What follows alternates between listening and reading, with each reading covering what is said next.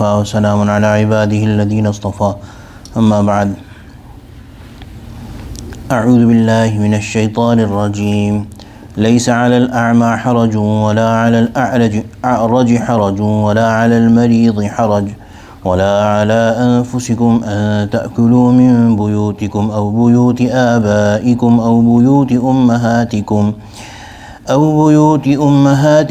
بيوت إخوانكم أو بيوت أخواتكم أو بيوت أعمامكم أو بيوت عماتكم أو بيوت أخوالكم أو بيوت خالاتكم أو ما ملكتم مفاتحه أو صديقكم ليس عليكم جناح أن تأكلوا جميعا أو أشتاتا فإذا دخلتم بيوتا فسلموا على أنفسكم تحية من عند الله مباركة طيبة كذلك يبين الله لكم الآيات لعلكم تعقلون صدق الله العظيم وبلغنا رسوله النبي الكريم ونحن على ذلك من الشاهدين والشاكرين والحمد لله رب العالمين.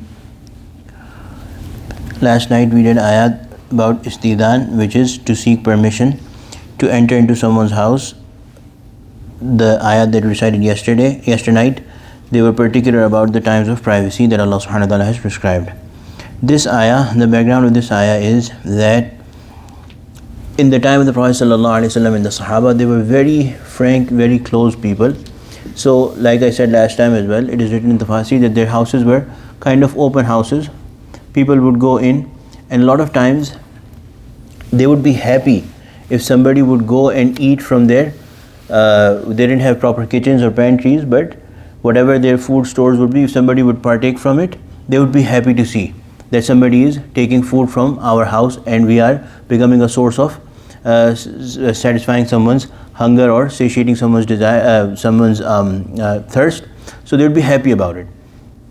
So the ruling in Islam is that when there is food and there is limited quantity, because they did not have abundance or excess food, the way of the Sahaba was that they were very careful to make sure that everybody gets equal share, a fair share, so that nobody remains hungry or everybody gets some of it.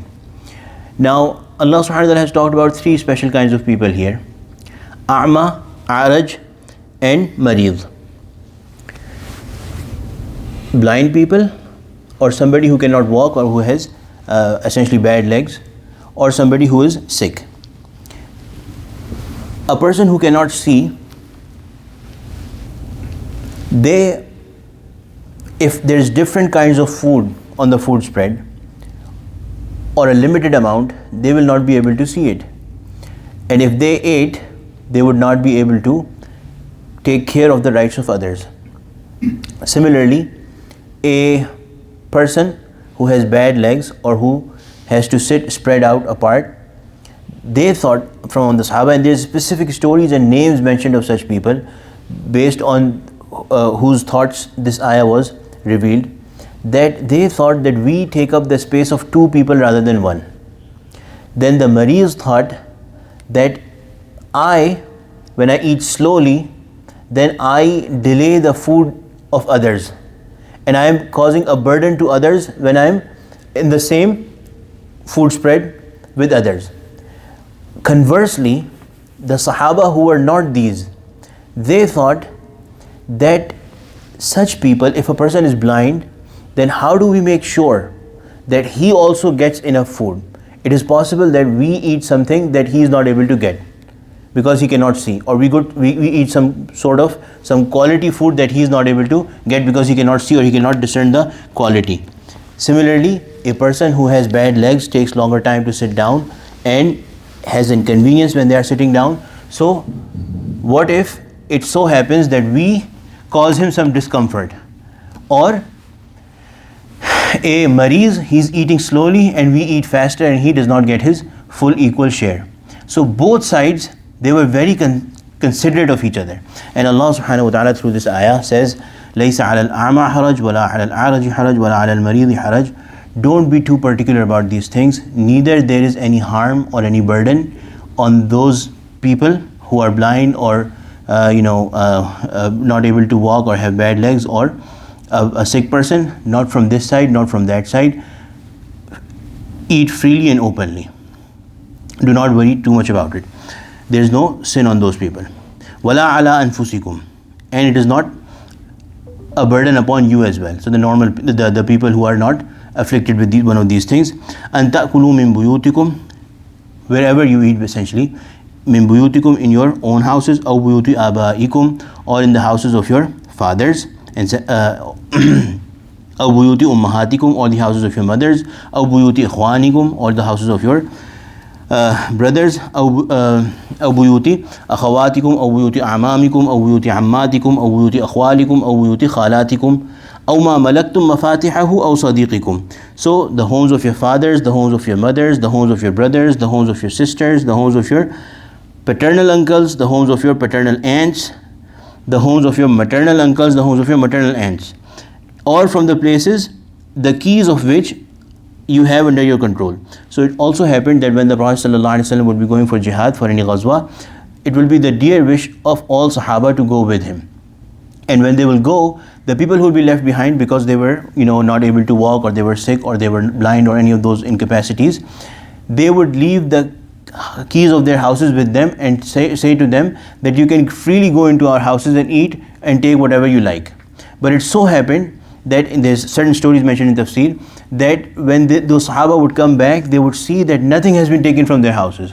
And the Sahaba were very careful. So there was this Sahabi, particular story of the Sahabi written, that he was very weak, but he still did not take anything from the house of the Sahabi whose keys were given to him. And he said that I did not want to take anything outside of your wish. So I was careful. I didn't want to take something that you may have thought that why did I take this? So therefore I was too careful. I did not take anything. So Allah subhanahu wa ta'ala is saying that if such a thing is done, if that is the norm, then it is no harm, no sin upon you, that if you take from those houses, أَوْ صَدِيقِكُمْ, or the house of your friend.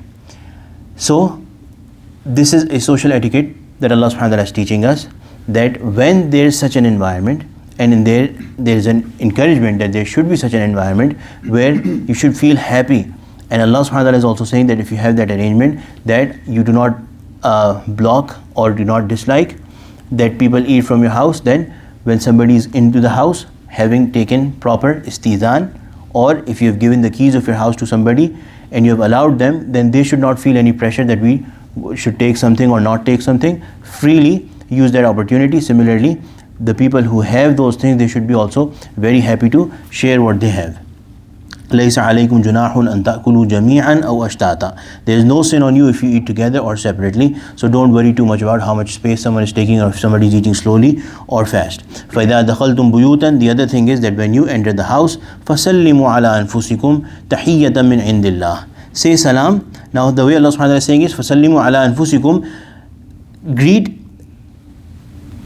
Send salam upon your own selves, which means that you are all the same group. If you say salam or send peace to your brother, that means peace for the whole community. It also comes back to you yourself as well. So فَسَلِّمُوا عَلَىٰ أَنفُسِكُمْ. This is تَحِيَّةً مِّنْ عِنْدِ اللَّهِ مُبَارَكَةً طَيِّبَةً. This is a greeting, a blessed greeting. Allah subhanahu wa ta'ala has made this greeting blessed. So therefore, after istizan, when one enters the house, they should definitely make sure that they say salam. Assalamu alaikum. The Prophet ﷺ sunnah was that he would say assalamu alaikum wa rahmatullah. And if somebody would say assalamu alaikum to him, he would say wa alaikum assalam wa rahmatullah.